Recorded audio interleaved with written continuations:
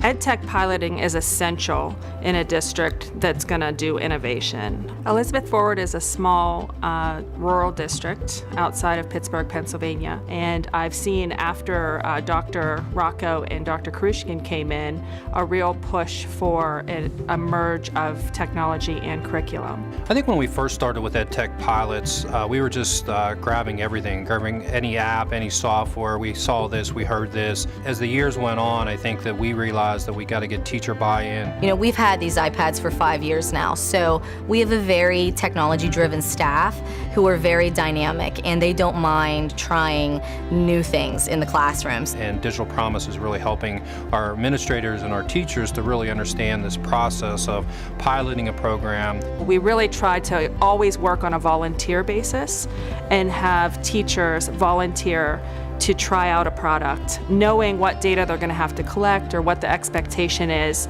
at the end of that pilot to determine whether or not we're going to use that at Elizabeth Forward.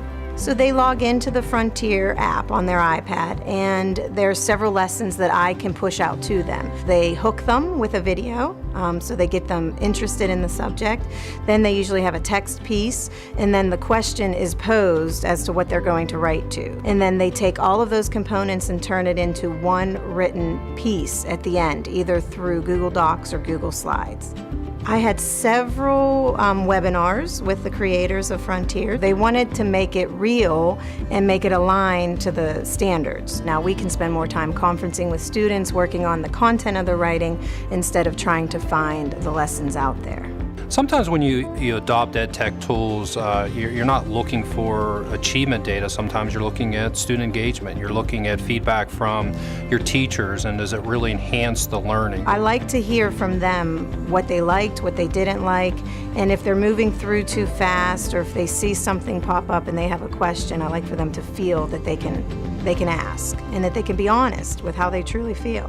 Trying new technology can be a little shaky at first, but after we get used to it, we're like, yes, I love this, let's use this more, and the teachers are happy that we enjoy the apps. I really try to test as much as I possibly can so that way I can help my teacher and tell them if the class will like it or not. I look for things that maybe is gonna make me kind of bored or not want to study, and then I look for things that are like really fun and anything that's like glitchy so I can tell them so they can tell tech support.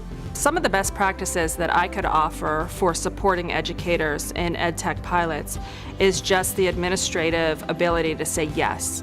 You can try that in your classroom, and the teachers to not have that fear of failure, that if they choose a product and it doesn't work, that they're not a failure. We meet with teachers, we talk with them before and after school. We really value what they're saying and their opinions, because you know they're the experts in math, science, reading, and social studies, and so they're very forthcoming in telling us, and we value their opinions because you know what we have been doing is working, so we trust them. So if your school district wants to start EdTech pilot programs, or if you just need more of a framework in order to follow for your own EdTech program that you're doing right now, you should go to the Digital Promise EdTech pilot framework on their website, and they'll walk you through step by step how to do that.